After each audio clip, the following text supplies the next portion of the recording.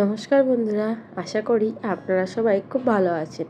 আর আপনাদের ভালোবাসায় আমরাও খুব ভালো আছি।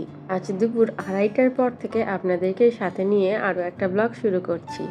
কাল রোদে গরমে লজ থেকে ফেরার পরেই বাড়িতে ঢুকে আমি আগে ফ্রিজ থেকে ঠান্ডা জল বার করে খেয়ে নিয়েছিলাম। ব্যাস, তাতেই আমার ভীষণ ঠান্ডা লেগে গেছে।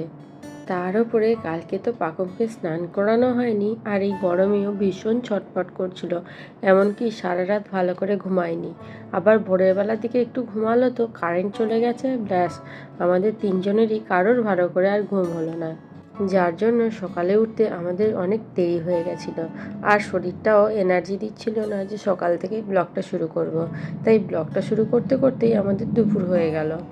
এমনকি দুপুরের দিকেও যে একটু শোবো, তখন পাকু আবার দুষ্টুমি করতে শুরু করে দিল। শেষে 5:30টার দিকে ওর বাবা বেরিয়ে গেল, আর তখন ঠাকুমা ওকে নিয়ে এসে নিচে ঘুম পাড়িয়ে দিল।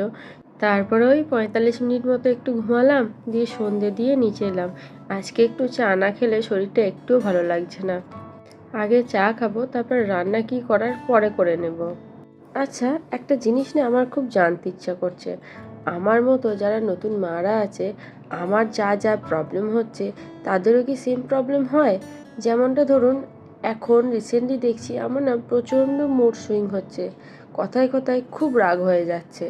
খুব সামান্য সামান্য কথায়, যেগুলোতে হয়তো রাগ হওয়া উচিত নয়, সেই কথাগুলোতেও রাগ হয়ে যাচ্ছে। সাথে প্রচণ্ড রকম রিয়্যাক্ট করে ফেলছি। থেকে থেকে কোনো কারণ ছাড়াই ভীষণ অ্যাংজাইটি হচ্ছে। বিভিন্ন কারণে টেনশান শুরু হয়ে যাচ্ছে।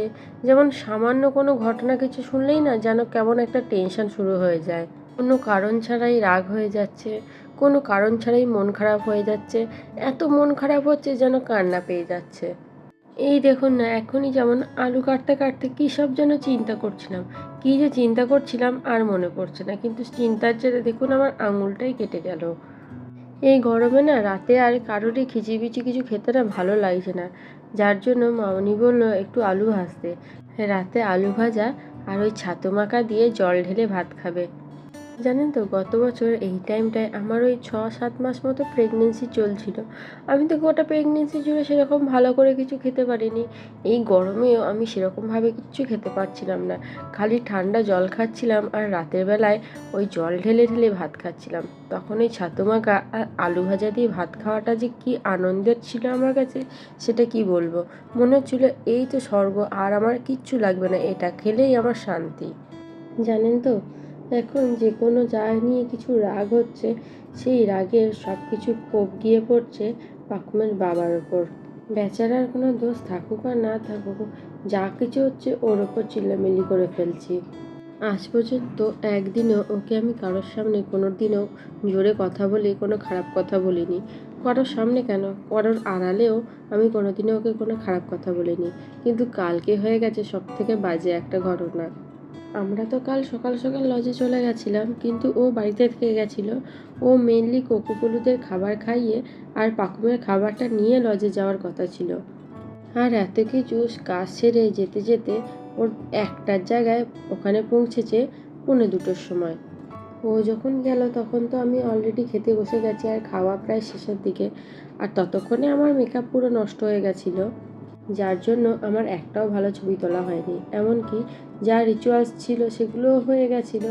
আর ও যখন গেল তখন তো আর কিছুই ছিল না, ওর সাথে বা পাকুমের সাথে আমার কোনো ছবিই তোলা হলো না, যার জন্য প্রচণ্ড রাগও হচ্ছিল আর খারাপও লাগছিল। সেই মুহূর্তে ও আমাকে বলেছিল, ভালো করেই বললো যে চলো তোমাকে ছবি তুলে দিই। কিন্তু সেই সময়তেই না, এই সামান্য কথাতেই আমি এত রেগে গেছিলাম আর এত রিয়াক্ট করে ফেলেছি যে সবার সামনেই ওকে আমি একটু রাগ দেখিয়ে ফেলেছি। ব্যাস, ওর তো একটু খারাপই লেগেছে, কারণ ও অবাকও হয়েছে যে সাধারণত আমি তো এরকম কোনো দিনও ওর সাথে করি না। আবার বাড়ির লোকজন দাঁড়িয়ে আছে, তাদের সামনে আমি এরকম করে রাগ দেখালাম। যাই হোক, বাড়িতে আসার পর ওকে আমি বললাম যে কেন যে আমার এরকম হচ্ছে বুঝতেও পারছি না। ও হয়তো বুঝেছে, তবে নেক্সট টাইম আমি আশা করি আমার ইমোশনগুলো কন্ট্রোল করার চেষ্টা করব। এই দেখুন না, এমন কপাল যে বাড়িতে বসে বসেই জগন্নাথ দেবের প্রসাদ পেয়ে গেছি আমরা। জয় জগন্নাথ জয়। শুধু প্রসাদ নয়, সাথে সাথে কাকাতুয়ার ফেমাস খাজাও বাড়িতে চলে এসেছে। তাহলে বন্ধুরা আজকের মতো ভিডিওটা এইটুকুই থাক। ভালো লেগে থাকলে প্লিজ কমেন্টে সেটা জানাবেন, সাথে একটা লাইকও করে দেবেন। আর যদি প্রথম এসে থাকেন তাহলে আমাদের চ্যানেলটা সাবস্ক্রাইব করে আমাদের পাশে থাকার একান্ত অনুরোধ রইল। তাহলে আপনারা সবাই খুব ভালো থাকুন। আজকের মতো টাটা।